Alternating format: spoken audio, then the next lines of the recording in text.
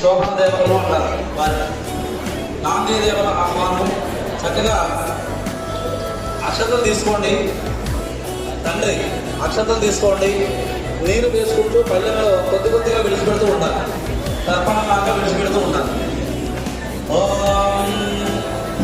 ఆ పుణ్యాహవాసన కలశం 3 కలశాలు ఉన్నాయి కదా, ఒక కలశాన్ని ఆ బియ్యం ఉన్న పళ్ళెంలో పెట్టుకోండి. అందరూ కూడా పుణ్యాహవాసన కలశాలు 3 కలశాలలో ఒక కలశాన్ని బియ్యం ఉన్న కలశంలో, బియ్యం అక్కడే పెట్టుకోండి, బియ్యం తీయద్దు, అక్కడే పెట్టి అందులో కలశం పెట్టుకోండి.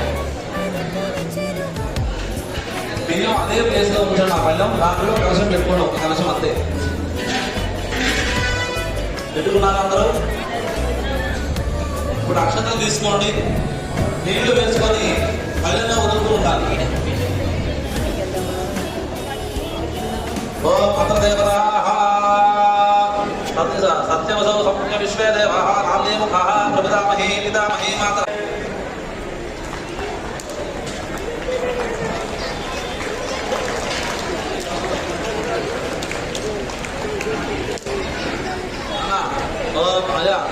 కూడా విష్ణుడు విష్ణుడు విష్ణు అనుకోండి. విష్ణురు విష్ణురు విష్ణు.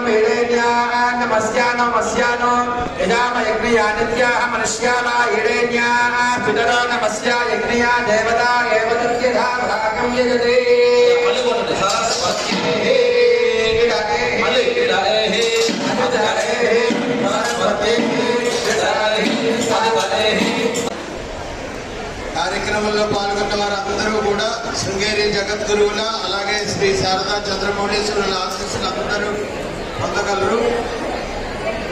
అందరికీ మరోసారి శుభాశీస్సులు తెలియజేస్తున్నాం. ధన్యవాదాలు.